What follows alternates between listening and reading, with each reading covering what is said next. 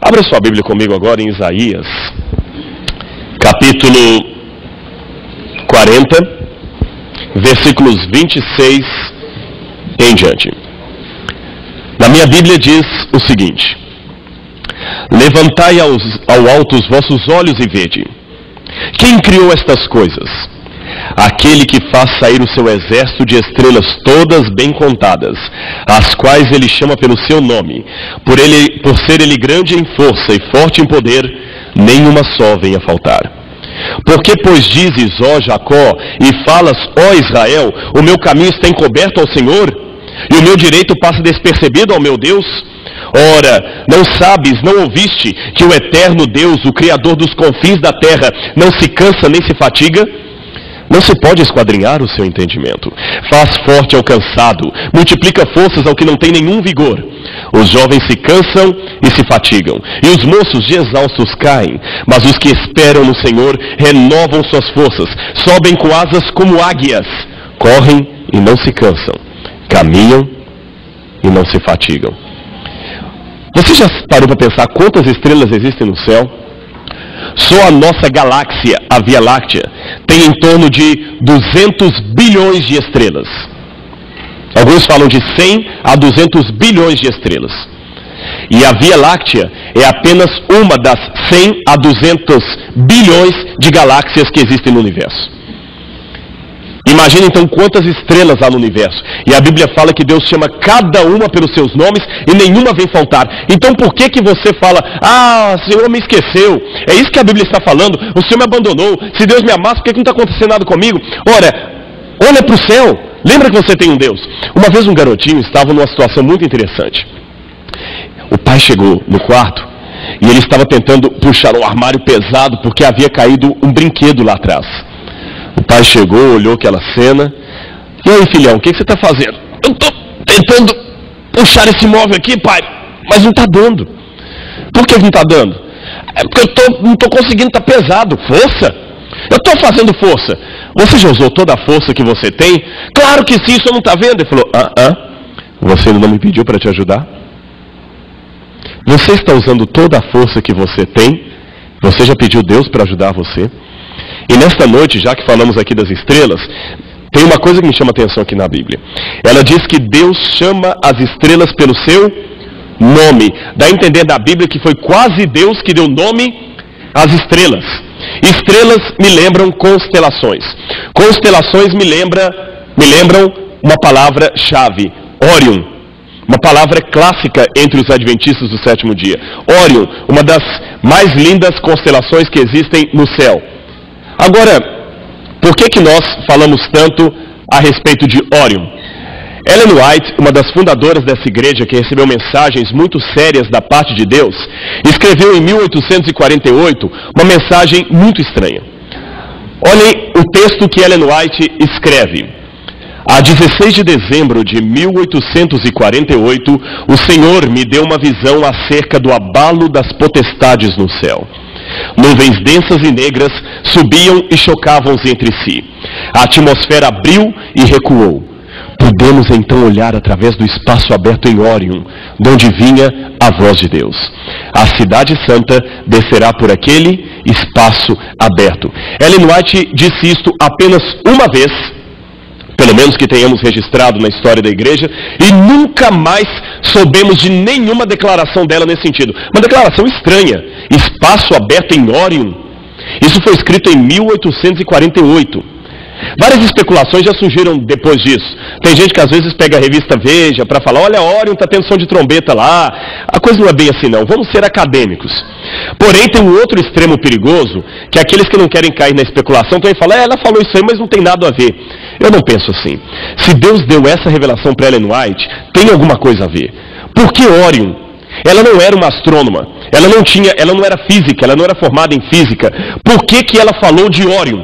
E mais, ali ela está comentando os sinais da volta de Jesus, o fim do mundo, o fim dos tempos. E quando ela fala do fim dos tempos, ela fala, o Senhor me revelou que quando a Bíblia fala de sinais no sol, na lua e nas estrelas, não era simbólico. Lua, estrela e sol são objetos literais. E nunca mais disse nada. Antes de nós prosseguirmos, para vocês verem que eu não estou tratando aqui de sensacionalismo, eu gostaria de mencionar um livro escrito em 1959 por Julio Millan, que era membro da Associação Brasileira de Astronomia. E ele escreveu um livro chamado Maravilhas da Ciência. Julio Millan era um adventista. Alguém fala, então é suspeito o testemunho dele? Pode ser, só que o livro dele foi publicado não pela Casa Publicadora Brasileira, ou pela Review and Herald, ou pela Pacific Press, mas foi publicado pela Associação Brasileira de Astronomia. O prefácio foi do próprio presidente da Associação Brasileira de Astronomia, professor de Física da Universidade Federal do Rio de Janeiro. E o livro foi endossado por vários outros astrônomos. Era um livro, em síntese, sobre astronomia. E quando Julio Millan comenta a nebulosa que há em Órion, na constelação de Órion, ele coloca as fotos que na época eram do observatório de Monte Palomar da Califórnia, eram as melhores fotos da ocasião, e então ele fala do que os astrônomos comentavam acerca de Órion já naquela época. E ele termina o capítulo com esta citação. Uma escritora americana, Ellen G. White, que nada sabia de astronomia e que provavelmente nunca ouviu falar na nebulosa de Órion, em um de seus livros traduzido para o português com o título de Vida e Ensinos, depois de comentar essa luminosidade, ele fala da luminosidade em Órion, escreveu. Aí ele dá aquela citação de Ellen White que eu li para vocês. Depois que ele faz a citação, ele conclui. Isto dito tão simplesmente, por quem nunca olhou num livro de astronomia, nem sonhava com buracos em parte alguma do céu, só pode ser acreditado a dois fatores: histerismo ou inspiração. Para ser histerismo, parece científica demais a afirmação de que toda uma cidade, a Nova Jerusalém, tenha livre passagem pelo túnel de Órion. A escritora não sabia do túnel, nem que ele é tão largo a ponto de comportar 90 sistemas solares. Terá sido revelada a esta escritora uma verdade que nem os astrônomos puderam descobrir? Maravilhas da Ciência, página 281, editado pela editora Minerva. O curioso é que quando ele fala de buracos aqui, o Observatório Óptico de Monte Palomar, na ocasião, estava colocando as melhores fotos que tinham. E eles observavam que Órion tinha uma luminosidade incomum, maior do que qualquer outro ponto do universo. Órion tinha uma luminosidade muito séria. Antes de prosseguir, deixe-me dizer para vocês que eu dei essa palestra uma vez no Rio Grande do Sul, e havia dois estudantes e um formado em física. E um deles ficaram assustados. Professor, a gente nunca ouviu isso, isso é muito estranho. A gente pode perguntar isso para o nosso professor? Sim, claro. Eu duvido que ele vá confirmar o aspecto religioso ou teológico, mas o que eu falar de físico aqui sobre Órion, ele vai confirmar. E eles mandaram um e-mail lá, professor, isso mesmo. Até uma palavrinha, proplides, que eu vou usar aqui, que eu não sabia traduzir em português, o professor falou, até nisso está certo, professor, não tem tradução para essa palavra em português. Então não estou contando nada sensacionalista aqui, coisas que eu tirei da minha cabeça. São coisas fundamentadas em material científico, acadêmico. Mas, como eu não sou astrônomo, deixe-me começar falando de uma área que me interessa mais, a Bíblia e a arqueologia. Abra sua Bíblia comigo em Salmo 19, 1 e 2. Salmo 19, 1 e 2. Os céus falam da glória de Deus e anunciam o que ele tem feito. Um dia fala dessa glória ao dia seguinte, e uma noite repete isso a outra noite. Muito bem, essa é a tradução na linguagem de hoje, a New International Version, uma das duas, não é isso? Na tradução Almeida mais comum, diz, os céus proclamam a glória de Deus, e o firmamento anuncia a obra das suas mãos. Esta palavra proclamam no hebraico é o verbo sapar.